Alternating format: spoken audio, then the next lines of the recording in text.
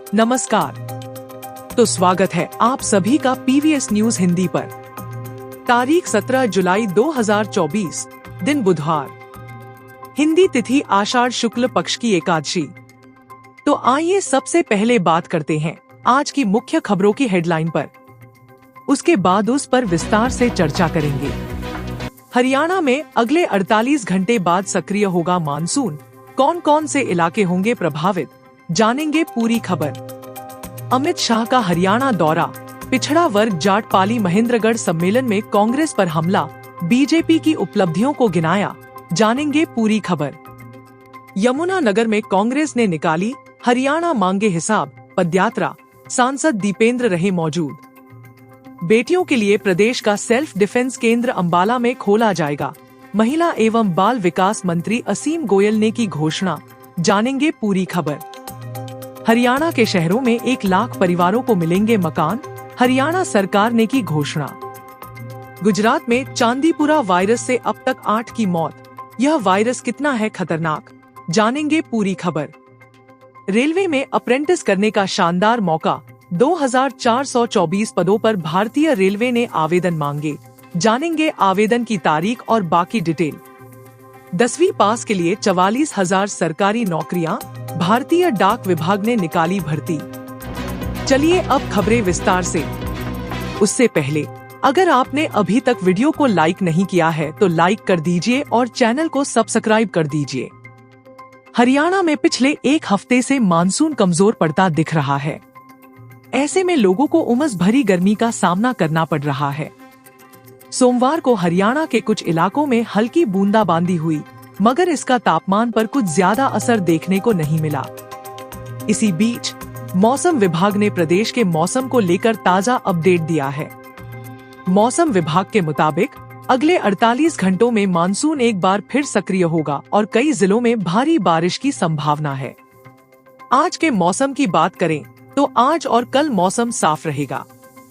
हालांकि कुछ इलाकों में हल्की बारिश हो सकती है। इसके लिए प्रदेश के उत्तरी और पश्चिमी इलाकों में मौसम विभाग ने येलो अलर्ट जारी कर दिया है। साथ ही इन इलाकों में गरज के साथ तेज हवाएं भी चलने की संभावना है। हालांकि इस बारिश का तापमान पर कुछ खास असर नहीं पड़ेगा। इसके अलावा महेंद्रगढ़, रेवाड़ी और झज्जर जैसे जिलों को छोड़कर हरियाणा के बाकी जिलों में बादल छाए रहेंगे और उमस का स्तर बढ़ सकता है। केंद्रीय गृह मंत्री अमित शाह कल यानी मंगलवार को हरियाणा दौरे पर थे। वह महेंद्रगढ़ में पिछड़ा वर्ग सम्मेलन में पहुंचे। शाह का पिछले 18 दिन में यह दूसरा हरियाणा दौरा था। उनका यह दौरा अक्टूबर से नवंबर में विधानसभा चुनाव को देखते हुए बेहद अहम माना जा रहा है। केंद्रीय गृह मंत्री अमित शाह ने पिछड़ा वर्ग को संबोधित करते हुए कांग्रेस पर निशाना साधा। उन्होंने कहा कि कांग्रेस ने विकास के नाम पर कुछ नहीं किया। बीजेपी सरकार ने गरीब को घर, गैस, बिजली, शौचालय, 5 लाख तक का मुफ्त इलाज, हर गरीब को 5 किलो मुफ्त अनाज देने का काम किया है।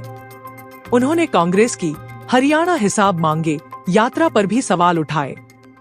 केंद्रीय गृह मंत्री ने कहा कि हुड्डा साहब ने कल एक घोषणा की है कि कांग्रेसी हिसाब मांगेंगे।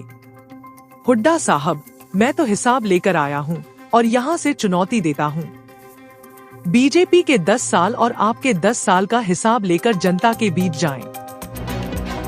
हरियाणा के रोहतक के सांसद दीपेंद्र हुड्डा के नेतृत्व में कांग्रेस की हरियाणा मांगे हिसाब पदयात्रा यमुनानगर में शुरू हुई। इस दौरान अंबाला लोकसभा सांसद वरुण चौधरी भी साथ रहे। यह पदयात्रा मुकुंद लाल नागरिक अस्पताल से शुरू हुई, जो कि मधु चौक, प्यारा चौक, शहीद भगत सिंह चौक से होते हुए इंटक कार्यालय पर पहुंची। यहाँ पर दीपेंद्र हुड्डा प्रेस वार्ता करेंगे। उसके बाद पदयात्रा अंबाला शहर के लिए रवाना हो जाएगी। इस पदयात्रा में गडरिया पाल संगठन ने अपनी मांगों को लेकर दीपेंद्र हुड्डा को एक ज्ञापन सौंपा और पाल समाज के हित में एक कानून बनाने के बारे में भी अनुरोध किया। हरियाणा के महिला एवं बाल विकास मंत्री असीम गोयल ने घोषणा की है कि बेटियों को आत्म सुरक्षा के लिए प्रशिक्षित करने हेतु प्रदेश का पहला सेल्फ डिफेंस केंद्र अंबाला शहर में खोला जाएगा। इसके अलावा महिला एवं बाल विकास विभाग हमारी लाडो नाम से अपना FM चैनल शुरू करेगा। जो कि देश में इस विभाग द्वारा अपनी ही तरह का पहला चैनल होगा।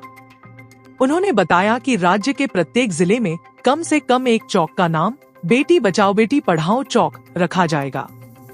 असीम गोयल आज अम्बाला में सर्वोत्तम माता पुरस्कार के राज्य स्तरीय कार्यक्रम में बतौर मुख्य अतिथि संबोधित कर रहे थे।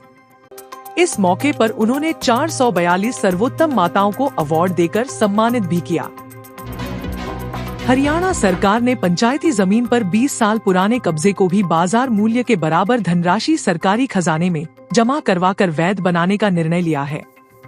इसके साथ ही समाज के आर्थिक रूप से कमजोर वर्ग EWS को किफायती आवास उपलब्ध करवाने के लिए मुख्यमंत्री शहरी आवास योजना की नीति को मंजूरी दी गई है। इस नीति के तहत राज्य के उन सभी गरीब परिवारों को आवास की सुविधा मिलेगी जिनके पास शहरी क्षेत्रों में अपना मकान नहीं है या वे वर्तमान में कच्चे मकानों में रह रहे हैं। योजना की शुरुआत में 1 लाख आर्थिक रूप से कमजोर परिवारों को आवास उपलब्ध करवाने का लक्ष्य है। इसके लिए आवश्यक है कि परिवार पहचान पत्र में उनकी सालाना आय 1.80 लाख से कम हो और परिवार के किसी भी सदस्य के पास पक्का मकान न हो। यह निर्णय आज मुख्यमंत्री नायब सैनी की अध्यक्षता में हुई हरियाणा मंत्रिमंडल की बैठक में लिया गया। चांदीपुरा वायरस से गुजरात में अब तक 8 मौत हो चुकी है। चांदीपुरा वायरस एक RNA वायरस है जो सबसे ज्यादा मादा फ्लेबोटोमाइन मक्खी से फैलता है। इसके फैलने के पीछे मच्छर में पाए जाने वाले एडीज जिम्मेदार हैं। साल 1966 में पहली बार महाराष्ट्र में इससे जुड़ा केस मिला था। कुछ साल पहले पूरी दुनिया में आई कोरोना वायरस महामारी के बाद अब एक नए वायरस ने दस्तक दी है। इसको चांदीपुरा वायरस कहा जा रहा है। चांदीपुरा वायरस से गुजरात में अब तक 8 मौत हो चुकी है। गुजरात में 8,500 से ज्यादा घरों और 47,000 से ज्यादा लोगों का स्क्रीनिंग किया गया है। राज्य सरकार ने सभी के लिए एडवाइजरी जारी की है। अब तक कुल 14 केस सामने आए हैं, जिनमें 8 की मौत हो चुकी है। चांदीपुरा वायरस की खबर आने के बाद से पूरे देश में हड़कंप मचा हुआ है। देश की हेल्थ एजेंसियां अलर्ट हो गई हैं। रेलवे भर्ती सेल RRC, मध्य रेलवे CR ने आज 16 जुलाई से विभिन्न प्रशिक्षु रिक्तियों की भर्ती के लिए आवेदन प्रक्रिया शुरू करने की घोषणा की है। इच्छुक और योग्य उम्मीदवार इन पदों के लिए आधिकारिक वेबसाइट rrccr.com के माध्यम से आवेदन कर सकते हैं। इस भर्ती अभियान का लक्ष्य विभाग में कुल 2,424 प्रशिक्षु रिक्तियों को भरना है। RRCCR अप्रेंटिस 2024 के लिए आधिकारिक अधिसूचना 16 जुलाई यानी आज जारी की गई है। RRCCR अप्रेंटिस भर्ती के लिए अभ्यर्थी 15 अगस्त शाम 5 बजे तक रजिस्ट्रेशन करा सकेंगे। शैक्षणिक योग्यता: आवेदकों को कम से कम 50% अंकों के साथ कक्षा 10 की परीक्षा उत्तीर्ण करनी होगी। उन्हें संबंधित ट्रेड में राष्ट्रीय व्यावसायिक प्रशिक्षण परिषद NCVT या राज्य व्यावसायिक प्रशिक्षण परिषद SCVT द्वारा जारी राष्ट्रीय व्यापार प्रमाण पत्र भी रखना होगा। भारतीय डाक विभाग में आपका भी नौकरी पाने का सपना है तो आपके लिए अच्छी खबर है। ग्रामीण डाक सेवक पद पर बम्पर भर्ती निकली है। यह 10वीं पास के लिए सरकारी नौकरी पाने का गोल्डन चांस है। इस भर्ती के लिए उम्र 18 से 40 साल के बीच होनी चाहिए। आरक्षित वर्ग के उम्मीदवारों को अधिकतम उम्र सीमा में छूट प्रदान की जाएगी। ग्रामीण डाक सेवक पद पर चयन 10वीं कक्षा की मेरिट के आधार पर होगा। इसके लिए आवेदन 15 जुलाई से शुरू हो गया है। आवेदन डाक विभाग की वेबसाइट indiapostsgdsonline.gov.in पर जाकर करना है। इसके लिए आवेदन शुल्क 100 रुपए है। आज के लिए खबरों में इतना ही। कल फिर मुलाकात होगी ऐसी ही बेहतरीन खबरों के साथ। धन्यवाद। आपका दिन शुभ हो।